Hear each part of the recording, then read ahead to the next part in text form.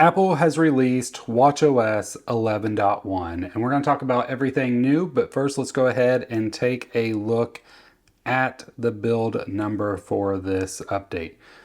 So it is 22R585. Now the last one ended with 82, so we have some changes on this from the release candidate. Now this also works on the Apple Watch Series 7 and up, all the Ultra models, and the Apple Watch SE 2. So you may be wondering what all is new with this update. Well, there's not a ton, but there is a few things that we'll go over. Now, in Apple's release notes, they basically just say that it fixes an issue with writing breathing disturbance data to HealthKit for some users. Now, they don't go into detail on that, and then there's also some security updates that is in this update as well. There are a few things that I'm seeing that I didn't see before, and some of it is with Apple Intelligence. Now, sadly, we don't get the new Siri look, so if I hold down this, you can see the Siri is still the old version. I still hope that Apple creates like the ring all the way around. Even though the Apple Watch doesn't support the Apple Intelligence stuff, I still think that animation would look amazing on the watch. But we do get a few things that basically are coming over from the phone. So the first is if you go into like the do not disturb, we now have this reduce interruptions. It even uses the Apple Intelligence icon right there. So if I was to turn this on, and I'll just turn it on for the next hour, you see that looks really cool right there as well. But what this does is it's gonna make sure that only those important notifications come through to your watch, and it uses Apple Intelligence to do so. So it knows like what notifications that you probably normally check and look into and dive into. This is a great little update, and I'm glad that we have access to it from the watch itself. Another Apple Intelligence thing that I believe has been out since the 0.01, maybe even before.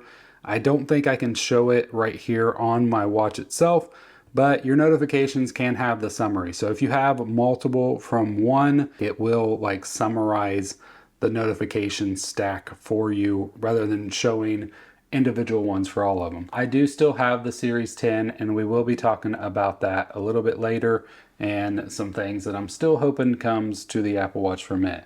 Let's go through some of the security updates that Apple has mentioned in this build. So if we take a look at Apple's website on the security updates, there is quite a few. So we have a fix for a way for an attacker with physical access to the locked device to be able to view sensitive information. This is through an accessibility system.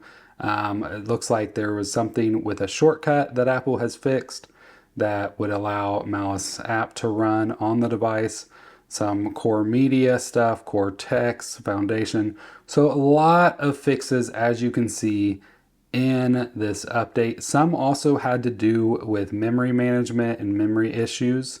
So those are always great to see because those can be a big battery drain for your watch. So if you are seeing some battery issues, you may have better luck with watchOS 11.1 than you have on the previous updates. Now, as far as watch faces, we don't get any new watch faces with watchOS 11.1. We still just have the Flux watch face, the new Photos watch face, and Reflections. We also did not receive any of the old watch faces back. Chronograph is still gone.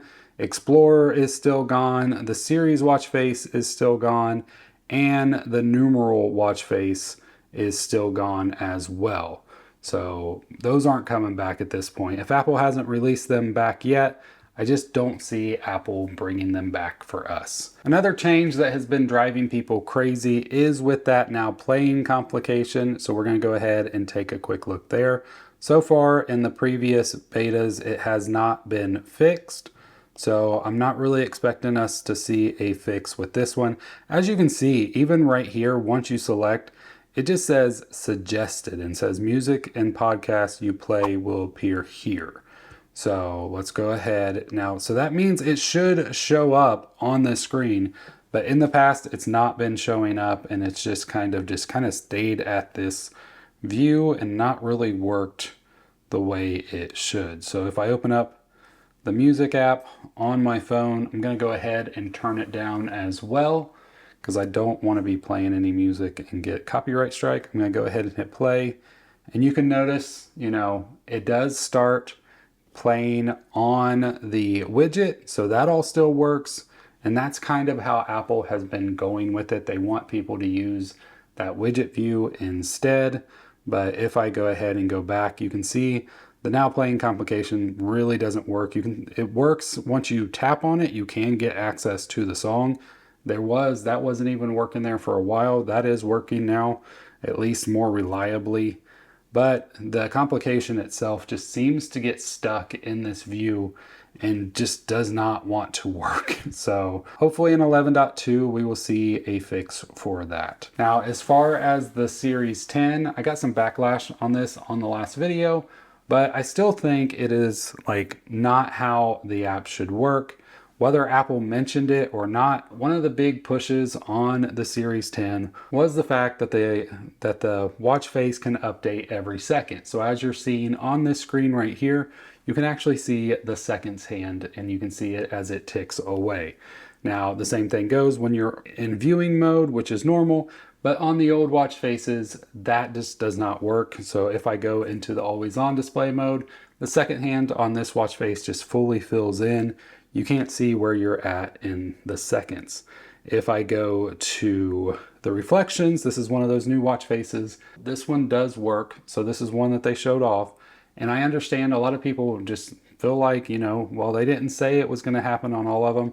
To me personally, and to many others that I've heard from, it just doesn't make sense for Apple to release this, to talk about it, to have this be like a main feature of this watch, and it to only work on 2 new watch faces and 1 old watch face. I mean, it just doesn't make sense. So if I go in here, this is another old watch face. See the second hand right there, completely disappears once you go into always on.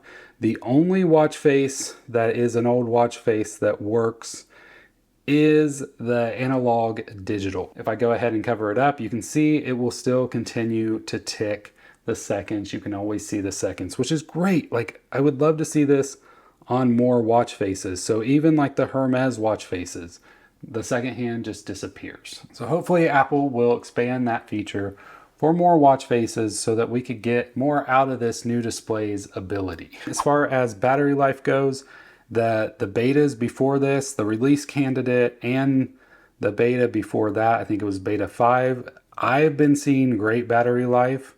It's not been probably as good as watchOS 10. That usually takes a little while longer, but overall the battery life has been really well for me. I can go ahead and go to my battery health on this device itself. This one is down to 88%. You can see it's at 98%. That's because it's been fully charged recently during the update. But overall, I'm getting about what I was getting, close to what I was getting, I should say, before. I usually only get about 36 hours. I know some people get way more out of their Apple Watch Ultra, but for me, 36 hours is about it. Same thing with the Series 10. I'm getting over 24, probably, probably about 30 is what I can probably stretch it out to.